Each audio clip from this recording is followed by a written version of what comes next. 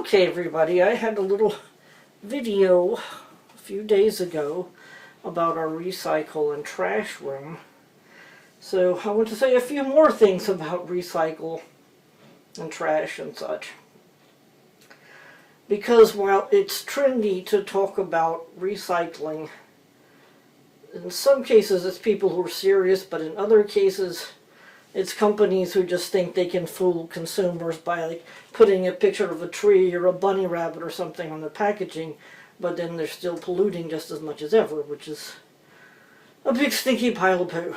So, here we have some packaging that had fruit in it.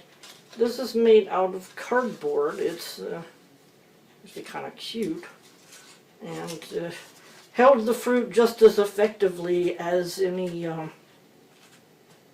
bit of plastic or plastic bag would have. Now this is also cardboard. It did have plastic on it, so it wasn't quite as good as the fruit holder.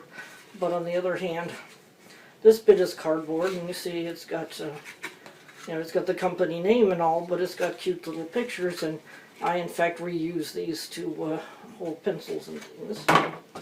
Here, we have some more fruit holders, or actually this has strawberries in it.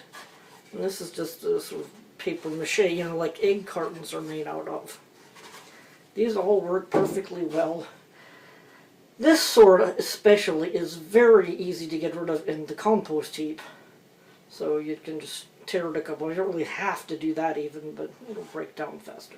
I know I have done this myself in a compost box with worms. So I'm speaking from experience. Another thing we used to do when I was little, and this was not that long ago, okay, because I'm 54, not 504. But one thing we used to do when I was little, you went to the produce department and you got your produce. It was sitting out loose like it is now, but you put it in a paper bag instead of a plastic one. And then the person in charge of the produce department would weigh it and turn under the top of the bag and staple it shut and just write on it, like tomatoes or whatever. That worked perfectly well, and then later you took the little the little paper bags and use them to pack your lunch with to go to work or school or wherever, or do anything where you might need a little bag. And yes, I sound like the old auntie. When I was young, we had paper bags and we liked it that way. But it was perfectly okay. And you can make paper bags and stuff from like recycled newspaper, so you don't even have to go cut down any new trees. Okay. Now, this is also plastic.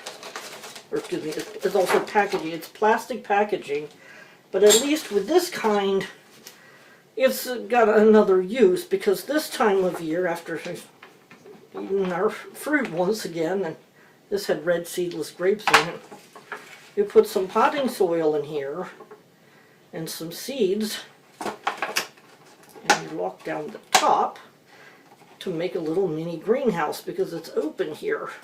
And it's also open on the bottom, and we just put it in a pan, let it soak up the water, of course, because the little seeds need water to germinate.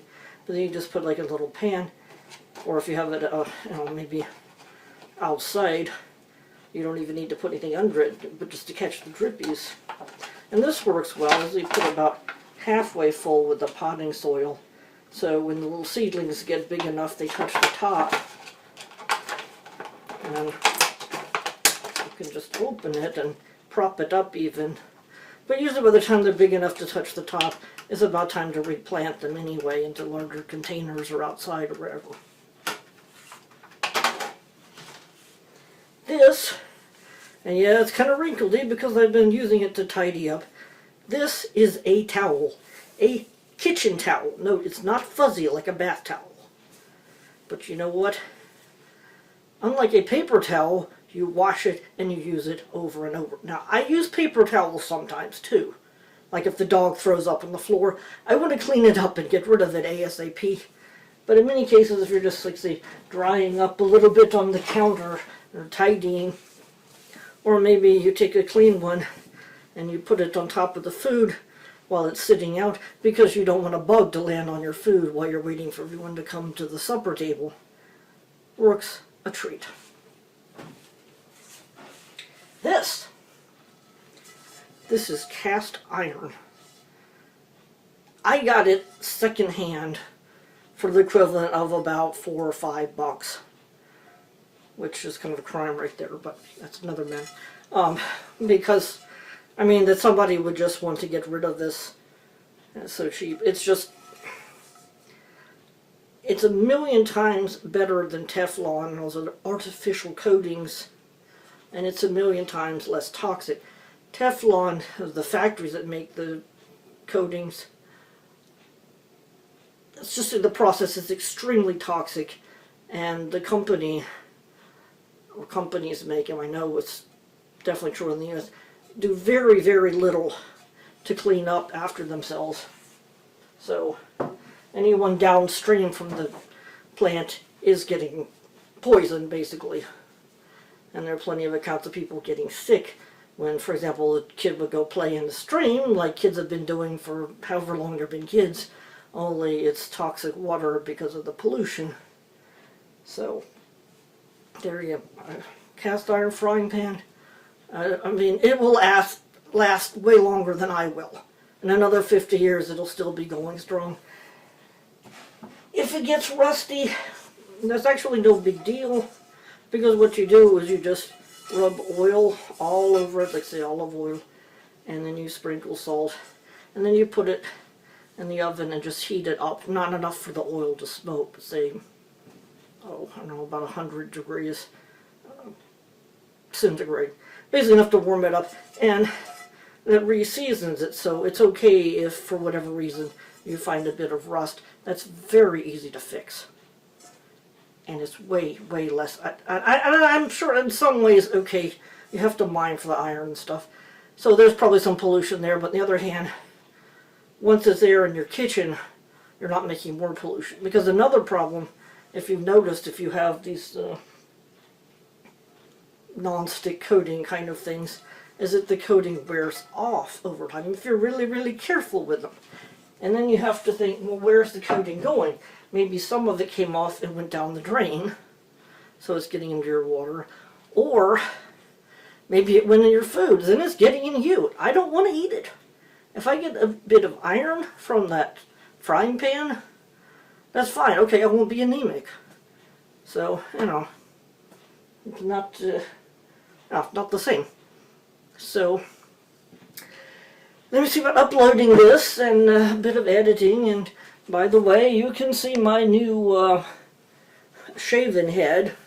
I wear wigs because I lost most of my hair to cancer, and the little hair that was left looks so ratty, and I've been wanting to shave my head for so long, but I was kind of afraid I would like wander into the bathroom one morning, look at myself and be like, oh, Nosferatu, or something like, you know, the silent Nosferatu film with the guy with his enormous bulbous head and those big pointy ears, and he's like a really evil Vulcan or something. And so I was a bit worried about that, but actually now I wish I'd done it sooner.